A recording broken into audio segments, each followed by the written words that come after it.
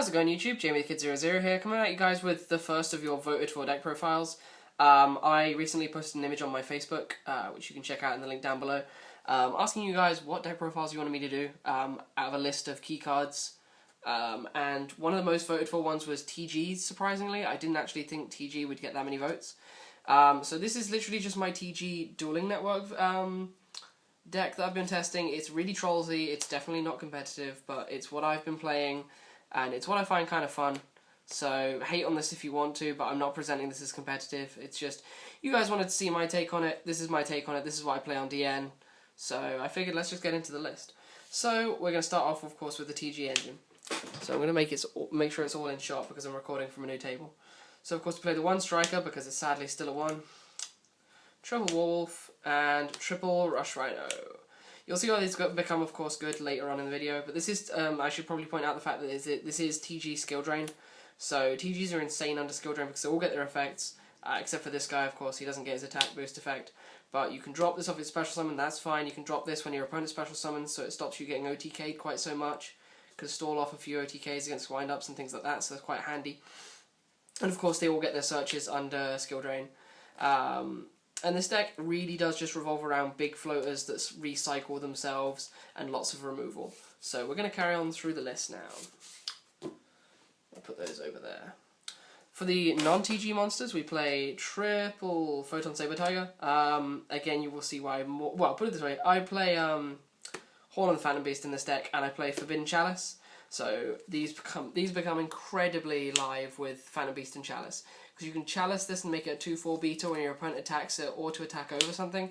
Or you can Horn of the Phantom Beast it to make it 2k when it's not skill drained, or make it 2/8 when it is skill drained, which is insane. It just makes this huge. And the fact that when you're not under skill drain you can just summon it, get another to hand, Chalice this, or get another to hand, activate skill drain.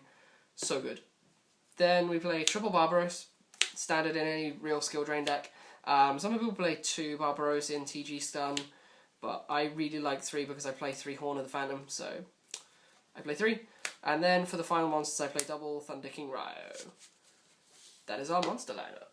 On to, that's 15 monsters I believe. It's then 10 spells and I believe 17 traps, because you know me, I always play 42. I always play 42 at the moment. So for the spells, we play the Reborn, the Dark Hole.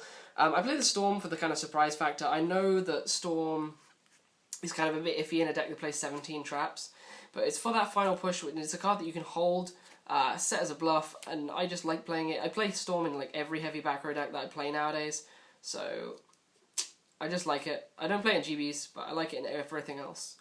Then I play one Book because it's Book and it's good. It's a stun deck. Book is so good. Double MST. A lot of people don't play MST in this deck because they feel they can just run into back row, but with the amount of macros and just things that can stop you, I like playing the MST just to give me that option to kill whatever's causing me trouble. And on Dueling Network, oh, you need those MSTs because there will be random stuff. Then I play Double Duality. This is standard stun beta. You don't special summon. You do not special summon, so Pot Duality, great card. Great card. And then I should probably point out, here are 2 of my proxies. These 2 Smashing Grounds are Forbidden Chalices. I really like Forbidden Chalice in the deck, so if you're listening to this, awesome. If you're not listening to this, you probably think these are Smashing Grounds, and you're going to think they're a semi-bad choice.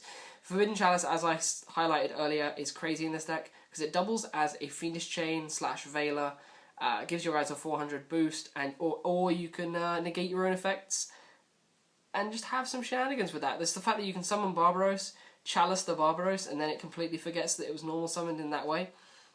So it's 3k permanents, so crazy stuff like that. Or you can have a Barbaros sitting on board, set the Chalice behind it. If your opponent attacks the Barbaros to like crash into it with a Thunder King, you can just chain Chalice and target your Barbaros, and all of a sudden Barbaros is 3/4 and you deal 1500 points of damage, and it's crazy. So Chalice is so good in this deck. But yeah, that's 10 spells. Then for the traps, I'm maining double skill drain. I don't like 3 in the main because there are things in the meta that it's not good against, i.e. mermails and things like that. So 2 is perfect for this. 2 is enough that it's enough to skill drain your own stuff, and if you're skill draining your opponent's deck, it's a bonus. The third one is in the side, and there is the third Chalice in the side usually. to stop, of course, decks like Wind-Ups that really thrive with their effects. So you would side into a third of this, but in game 1, you can't afford to have 3 of these against Dark Worlds and Mermails and things like that. Or Skill Drain Mirror if you're playing that rogue deck. You don't want to be playing 3. 3 is bad. Then, because this is kind of like Beast Skill Drain, I play Triple Horn, just because Horn is crazy for your card advantage. Again, this deck is all about +1s, and if Wind-Ups get their factory off, you're in trouble. Hence why I play the MSTs.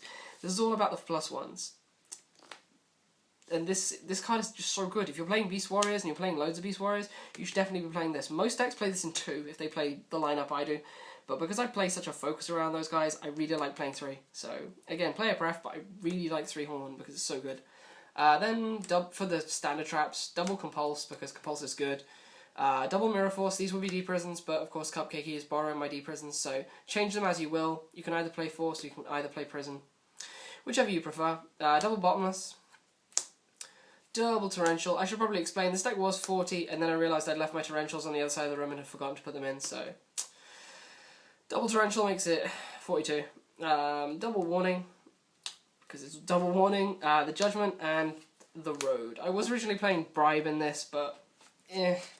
Bribe got in the way, and you don't want your opponent +1ing off you, so... That rounds off the main deck. That's 17 traps, so heavy on the trap lineup, but... Again, it works well enough for me on DN. It's a good fun deck. And then we're going to get into the extra deck. This extra deck was thrown together in an instant, and it was thrown together in an instant when I built the deck on DN, so don't take this extra deck as an authority, because it's not. It's really bad. So I play 1 Allied Justice Catastor. For the 5s lineup, I play Catastor, Wonder Magician, because I love making Wonder Magician in the deck, just for the lols, and it recycles itself for the draw.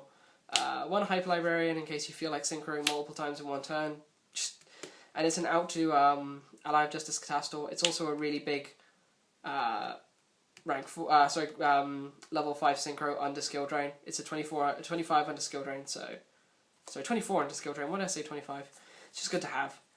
Then for the 6s, I play Barkion and Gaia Knight, because you can make Barkion with your Rush Rhino and Striker, so that's cool.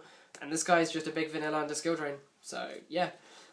Same rule applies really here with Black Rose Dragon for my 7s. Play BRD because you can nuke the field if you want to. It's very hard to make, but it's in there as an option. And then Scrap Archfiend again because it's big under Skill Drain. But again, it's in there as an option. Never going to make it really. Just in case. Then I play 1 Scrap Dragon and 1 Stardust for our 8s because you can make 8s. You can make 8s. Striker and 2 Foe on Saber Tigers happens, so you never know when you're going to need this. And it's all here in case of Reborn as well. Then for the Exceeders, play 1 Zenmaines and 1 Leviathan for the 3s, because Warwolves together are pretty bad. If you draw multiple Warwolves, they're pretty bad. Or Warwolf and, I don't know, Saber Tiger, special Warwolf on your opponent's turn, normal summon Tiger, crazy stuff like that. It's just good. Then for the 4s, I play Utopia and Maestroke, just because Utopia is big under Skill Drain, and it's Utopia, and Maestroke is the best rank 4. And then I play 1 Hieratic Sun Dragon, Overlord of Heliopolis, because 2 Barbarosses make this, and it's removal, so it's really cool.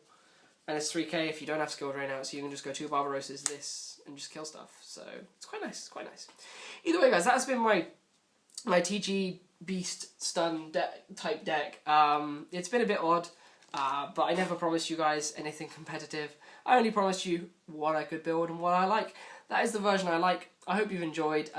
If you want to continue to place more votes on that image for any other decks you want to go see, check that image out on my Facebook down below. Go post your vote. Go let me know what you want to see next. And I should see you next with a Gem Knight deck profile, because I think that was the one you voted for. So yeah, go vote, guys. Peace out. Bye.